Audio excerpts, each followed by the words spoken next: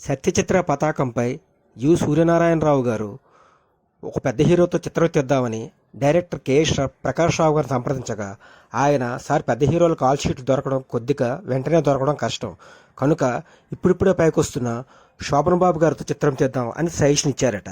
దానికి ప్రొడ్యూసర్ గారు ఓకే అన్నారట. వెంటనే శోభన్ బాబు గారిని సంప్రదించగా ఆయన ఓకే చెప్పారట.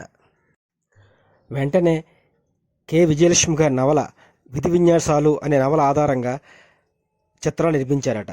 ఈ చిత్రంలో మెయిన్ పాయింట్ కండక్టర్ కొడుకు కలెక్టర్ అవుతాడా అనే పాయింట్. ఈ పాయింట్తో ఈ సినిమా తీసి పూర్తి చేసి సూపర్ హిట్ చేశారట. 29 కేంద్రాల్లో విడుదలైన ఈ సినిమా 19 కేంద్రాల్లో డైరెక్ట్గా 50 రోజులు ప్రదర్శించబడింది. అలాగే 6 కేంద్రాలలో డైరెక్ట్గా 100 రోజులు ప్రదర్శించబడింది. అంతేకాకుండా ఆ సంవత్సరం బెస్ట్ యాక్టర్గా ఫిల్మ్ఫేర్ అవార్డు శోభన్ బాబు గారికి వరించింది. కెఎస్ ప్రకాష్ రావు గారు దర్శకత్వం వహించిన బ్లాక్ అండ్ వైట్ చిత్రాలన్నిటికన్నా ఎక్కువ కేంద్రాల్లో సద్దినోత్సవం జరుపుకున్న చిత్రం ఈ తహసీల్దార్ గారి అమ్మాయి మాత్రమే.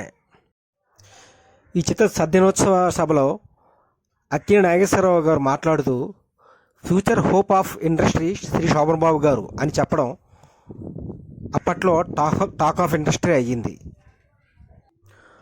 ఒక పెద్ద నటుడు అప్పుడే పైకొస్తున్న శ్రీ శోభన్ బాబు గారిని ముందు రోజులని శోభన్ బాబు గారివే అనడం ఆయన పెద్ద మనసుకు నిదర్శనం. ఆయన చెప్పినట్లే ముందు రోజుల్లో శ్రీ శోభన్ బాబు గారు హీమ్యాన్గా, ఆంధ్రుల అందాల నటుడిగా, నటభూషణుడిగా, మాస్ చిత్రాలు అన్నీ చేయగల సత్తా ఉన్న హీరోగా ఒక వెలుగారు.